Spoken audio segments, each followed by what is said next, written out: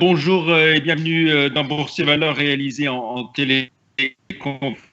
L'actualité, bien sûr, c'est bien évidemment la crise sanitaire et ses conséquences économiques et financières mondiales. La Banque centrale européenne a décidé d'un plan d'urgence historique mercredi soir de 750 milliards d'euros pour soutenir l'euro et indiquer l'effondrement général. Jeudi matin, les places européennes réagissaient favorablement, avec notamment un CAC 40 qui reprenait quelques 3% à 3870 points. Notre invité aujourd'hui, c'est Jean-Michel Bérard, le président du directoire de la société lyonnaise Esker. Bonjour. Bonjour. Alors, on rappelle l'activité de cette société Esker. Vous êtes spécialisé dans tout ce qui est solutions de dématérialisation pour les entreprises. Oui, nous apportons à la transformation numérique pour les services administratifs et financiers des entreprises. Donc, on débarrasse ces processus du papier et de toutes les tâches manuelles qui vont avec, comme le classement, la saisie, la classification, la circulation, l'envoi par courrier, etc. Et ça leur fait gagner énormément de temps et donc des gains de productivité et surtout une très grande visibilité sur leur processus. Et ça, forcément, dans une situation comme celle qu'on connaît, c'est un avantage énorme, évidemment, que de travailler avec des solutions dématérialisées. Oui, ce qu'on peut constater, c'est que tous nos clients qui sont équipés peuvent utiliser la solution en télétravail. Donc, on a des équipes comptables qui reçoivent des factures qui leur sont envoyées par email et qui peuvent les comptabiliser directement à partir de chez eux. Et c'est la même chose pour la prise de commande. On équipe beaucoup de sociétés agroalimentaires, pharmacies et équipements médicaux qui peuvent prendre leurs commandes tout en restant chez eux. Donc en fait, ils peuvent assurer leur business tout en mettant leurs équipes à l'abri. Alors, on va commenter donc vos résultats 2019. Hein, bien sûr, on parle de l'année qui s'est écoulée, pas de celle qui est en cours et de ce qui se passe en ce moment. Donc, une belle année pour Esker, hein, avec une croissance de 20% de votre chiffre d'affaires et oui, la barre franchie historiquement des 100 millions d'euros. Oui, on a franchi la barre des 100 millions d'euros à 104 millions d'euros, pour être précis. C'est une croissance de 20%. 18% en organique, parce qu'en fait, il y a un petit peu d'effet de change qui nous est favorable cette année. Et on a également une amélioration du résultat d'exploitation. Voilà.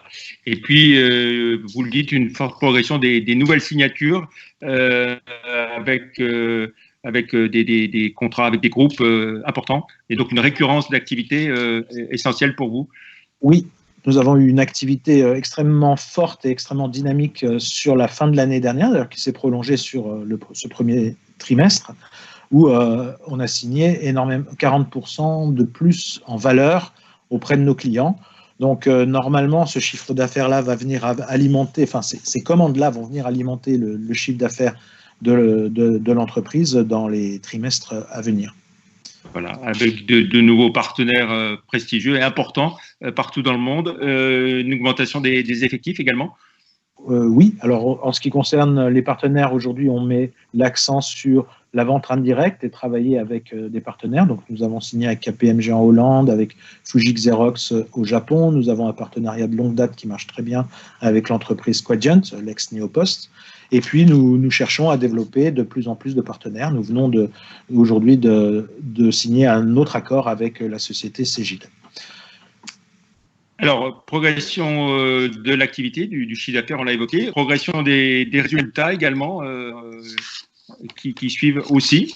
Oui, le résultat d'exploitation progresse de 7% et le résultat net progresse de 10%. Donc, ce n'est pas tout à fait en ligne avec le chiffre d'affaires, mais nous avons consenti énormément d'investissements, en particulier en termes de consulting pour aller installer nos clients. Donc, quand on recrute ces personnes-là, elles ne sont pas immédiatement opérationnelles. Recherche de partenaires également, et puis beaucoup sur la vente et le marketing et la R&D de manière à améliorer notre produit et à améliorer aussi sa commercialisation. En matière de résultats nets, donc 9 700 000 euros, ça fait pratiquement 10% de rentabilité. De rentabilité. C'est intéressant. Voilà. On rappelle que vous êtes beaucoup développé ces dernières années par croissance externe aussi, développement important en Allemagne, forte présence aux États-Unis, vous l'avez évoqué également. Oui, alors nous avons levé le pied un petit peu sur les fusions-acquisitions ces 2 dernières années, mais Nous avions cru au début des années 2000 considérablement aux États-Unis, puisqu'on avait acheté 4 concurrents. C'est ce qui explique pourquoi les États-Unis représentent 40% de notre chiffre d'affaires. Et puis là, plus récemment, nous avons réalisé une grosse opération en Allemagne, ce qui porte l'Allemagne à 7% de notre chiffre d'affaires. Mais c'est pas aujourd'hui la croissance organique nous occupe beaucoup. 20%, il faut les faire, surtout quand c'est sur la base de 100 millions d'euros. Donc aujourd'hui, on a levé le pied un petit peu sur les acquisitions. Très bien. Un mot, bien sûr, sur maintenant les perspectives 2020 et les conséquences de l'épidémie.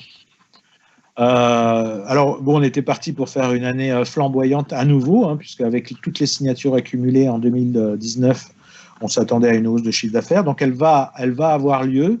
Je pense qu'on risque d'avoir, par contre, une petite baisse en nombre de signatures sur le deuxième trimestre, qui va se traduire par moins d'activité en consulting sur le troisième trimestre. Mais globalement, tout ce qu'on a accumulé sur l'année précédente va se traduire dans les chiffres. Donc, on attend toujours une croissance à 2 chiffres sur l'ensemble de l'année, avec une profitabilité améliorée.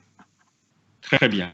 On jette pour finir un œil sur votre parcours en bourse, hein, sans doute parce que vous êtes sur des solutions de dématérialisation. Vous n'avez pas été trop impacté, je dirais, hein, par la chute de la bourse. Hein. Vous êtes autour de 86 euros, hein, 85-80 au moment où on enregistre cette émission. Le recul depuis le 1er janvier de 8,6%. Sur un an, vous progressez encore de 22%. Et si on se place sur une perspective de 5 ans, vous avez progressé de plus de 300%. La bourse apprécie votre beau développement. Oui, je crois que la bourse apprécie le fait de notre modèle économique en particulier, qui est extrêmement récurrent, qu'on va prouver cette année.